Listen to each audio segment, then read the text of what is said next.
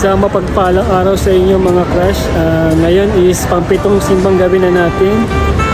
Naway samahan niyo ako muli, tayo magsimba at tanggapin ng pagpapala ng Panginoon at humingi ng tawad sa ating mga nagawang kasalanan. So yun guys, see you later. Let's see. Guys.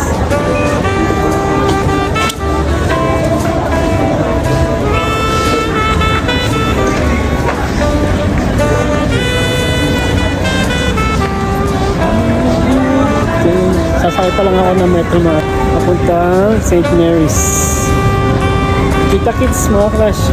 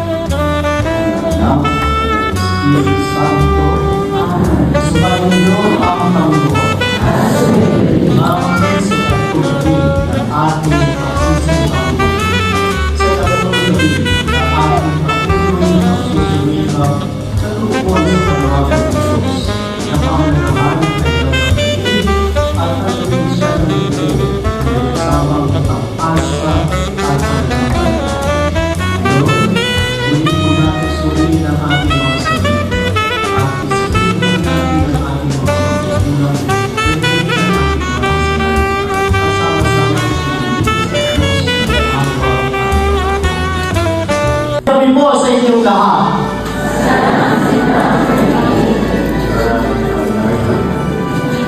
Ayun, nakakabangha. Para talagang patuloy ang paglago ng populasyon ng ating mananampalatayang Pilipino dito sa parokya ng St. Mary's. Mukhang mas marami po tayo ngayon. Tama mo ba?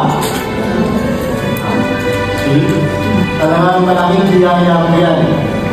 Napansin ko kanina bago pumasok yung mga kakilala ko o nakikilala ko pa, talagang lumago rin.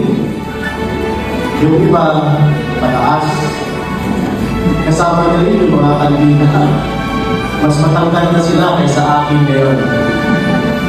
Yung iba naman, alapan. So, lahat tayo lumago.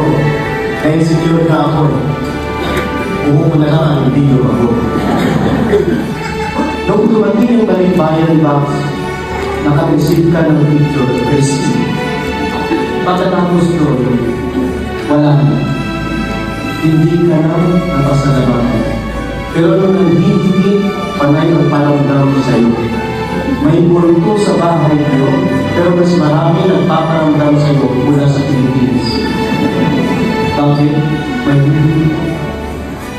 Minsan sumasama mo, pero bakit hindi ka humihinto sa pagpapadali? Kasi dahil masakit at naghirap. Masaya ka ba yung ginagawa na nakikita? Masaya ka ba? Yan ang saya ng isang ina, katulad ni Maria, katulad ni Ana. Pag masaya ang mga anak nila, masaya na rin sila. Hari ko ang ngayong Pasko, manatili kayo masaya. Kung may kulang mo, okay lang. Bahagi ng buhay. Kung may challenge, okay lang. Bahagi ng buhay. Ay lahatin mo. Bago maisilang ang Jesus sa natutak na tensyon at pagsubok ang inabot ni Maria at Jose. Pero hindi ito ang Pasko, ibinanaan ang anak ko. So, dito ko na lang siya katusin. Ito, mahabang pogin. Kasi nakita ko ang iba sa ito. Umahaba na rin ang mukha. Ito yung buhay lang.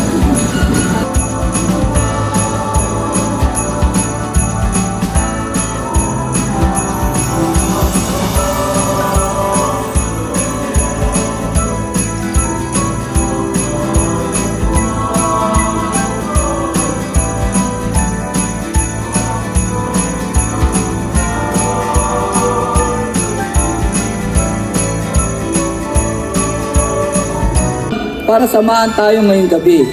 Ang ating minamahal na si Father Chito Bartolo OFM Cup, Parish Priest sa St. Joseph Cathedral, Abu Dhabi, United Arab Emirates.